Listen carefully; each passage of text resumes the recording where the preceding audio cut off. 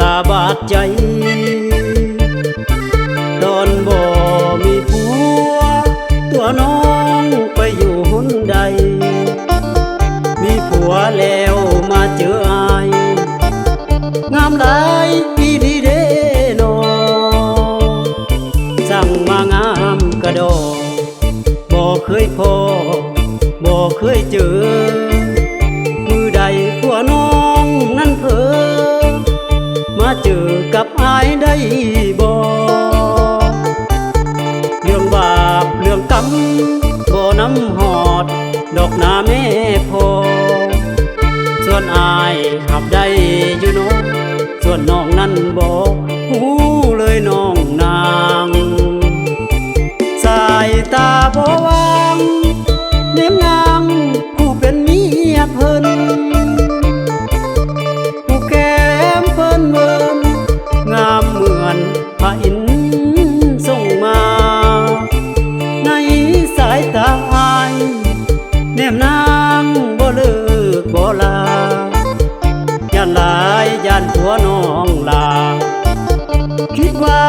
ให้หลงฮักเจ้าบ่ได้เอาใจใส่แนวสายตามันเข้าย่านแต่คนเขาเอา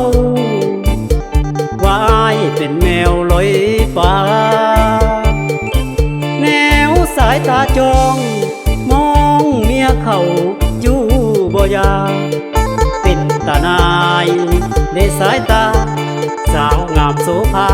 คือบ่เหลียวมอง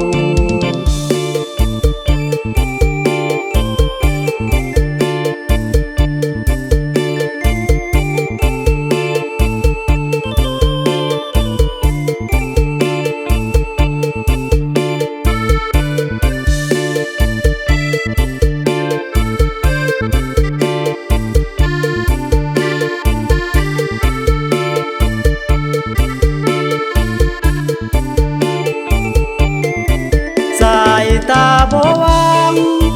เน้มนางผู้เป็นเมียเพิ่นผู้แก้มเพิ่นเบิ่นงามเหมือนพระอินทร์ส่งมาในสายตาอายแนมนางบ่เลิกบ่ลาย่านหลายย่านผัวน้องลาคิดว่าให้หลงฮักเจ้าได้เอาใจใส่แนวสายตามันเข้าย่านแต่คนเขาเอาว่าอายเป็นแมวลอยฟ้าแนวสายตาจองมองเมียเขาอยู่บ่ยาเป็นตาหนายในสายตาสาวงามโสภา